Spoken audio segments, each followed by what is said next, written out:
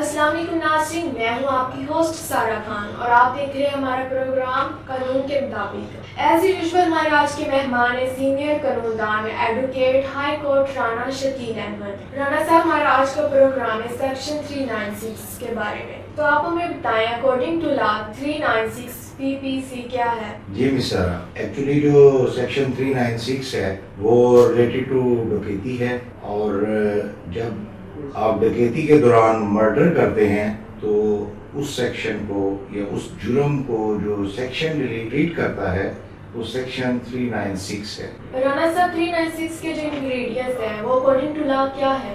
مس سارا، ایکچولی جو section 396 PPC ہے وہ بتاتا ہے کہ 396 کیسے اٹریکٹ ہوگا اور اس کے انگریڈینٹس کیا ہیں۔ اب انگریڈینٹس جو ہیں وہ سیکشن میں لکھا ہوا ہے کہ ایک یا ایک سے زیادہ افراد، 1 or more than 1 person or more than 5 person when conjointly، یہ لفظ بڑا امپورٹنٹ ہے conjointly، جب 5 یا 5 سے زیادہ لوگ مل کر کسی جرم کی پلاننگ کرتے ہیں تو اسے conjointly کہا جاتا ہے۔ اس کو ہم اس طرح سے کر لیتے ہیں کہ 5 لوگ ہیں، انہوں نے پلان کیا کہ ہم ڈکیتی کریں گے۔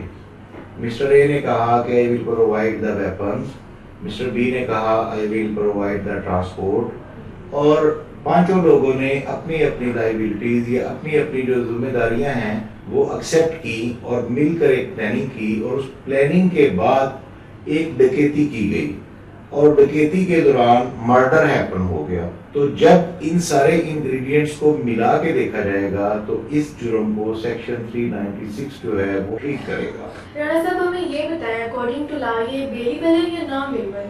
مس سارا، یہ ہینیس اوفینسز میں آتا ہے، یہ نان بیلیبل اوفینس ہے کیونکہ اس کی سزا 10 سال سے زیادہ ہے اور اسی لیے یہ ایک نان بیلیبل اوفینس ہے۔ لیکن اگر اس میں رابری کے دوران یا ڈکیتی کے دوران مرڈر ہو جاتا ہے دین اس کی سزا بھی ڈیفرنٹ ہے۔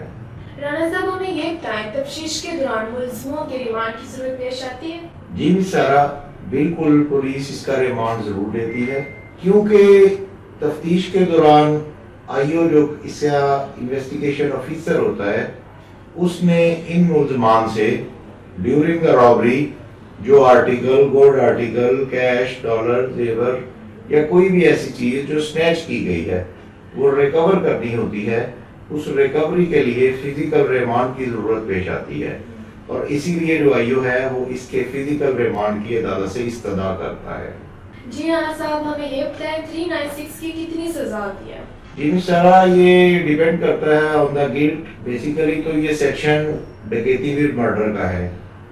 اگر اس طرح کے حالات و واقعات ہوں گے، چونکہ ہر کیس کے فیکٹ اینڈ فگرز ڈیفرنٹ ہوتے ہیں، تو وہاں پر ججز جو ہے وہ یہ دیکھتے ہیں کہ جو اس کیس کے فیکٹ اینڈ فگرز ہیں اور جو جرم ہے وہ کس حد تک کس پر کتنا ہے، اس کے مطابق اس کی سزا کا تعین کیا جاتا ہے۔ جی رانا صاحب، ہمیں یہ بتائیں کہ اس میں سمپل سزا ہوتی ہے یا قید بمشقت؟ جی مس سارا، اس میں جیسا کہ میں نے آپ کے لاسٹ سوال کا جواب دیا، ججز نے یا آنریبل کورٹس جو ہیں انہوں نے جرم کی نوعیت کے مطابق سزا کا تعین کرنا ہوتا ہے۔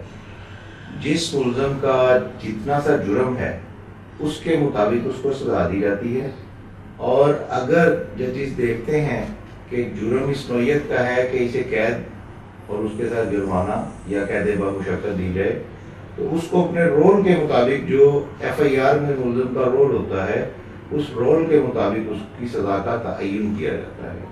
اکارڈنگ ٹو لا قید بمشقت کیا ہوتی ہے؟ سارا بیسیکلی جب کورٹ سزا دیتی ہے تو قید بمشقت میں اس قیدی سے جیل میں کچھ کام لیے جاتے ہیں یا اس کو کچھ ذمہ داریاں دی جاتی ہیں جسے قید بمشقت کہا جاتا ہے۔ اکارڈنگ ٹو لا اس میں فائن بھی لاگو ہوتا ہے یا سمپل سزا ہوتی ہے؟ جی، وہ آنریبل کورٹس کی ڈسکریشنری پاور ہے، وہ اگر چاہیں تو اس میں فائن کر سکتے ہیں اور اگر چاہیں تو نہیں بھی کر سکتے، یہ کورٹ کی پاورز ہیں، لیکن اس میں جرمانہ، سزا اور قید بمشقت اکٹھی بھی ہو سکتی ہے بیکاز یہ ایک ہینیس اوفینس ہے۔ بہت شکریہ رانا صاحب، آپ نے ہمیں اپنا قیمتی وقت دیا اور ہمیں اکارڈنگ ٹو لا سیکشن کے بارے میں آگاہ کیا۔ ناظرین، امید ہے آپ کو ہماری ویڈیو پسند آئی ہوگی، اس کو لائک اور کمنٹ ضرور کیجیے گا۔ ناظرین، اگر آپ کو کسی بھی لا کے سیکشن کے بارے میں ایلیبوریشن چاہیے تو ہمیں ضرور آگاہ کیجیے گا۔ اگر آپ کو قانونی معاملے میں کسی بھی مدد کی ضرورت ہو تو نیچے دیے گئے نمبر پر رابطہ کریں، ہم آپ کی بھرپور قانونی مدد کریں گے۔ اسی کے ساتھ سارا خان اور رانا شکیل احمد کو اجازت دیجیے۔ اللہ حافظ۔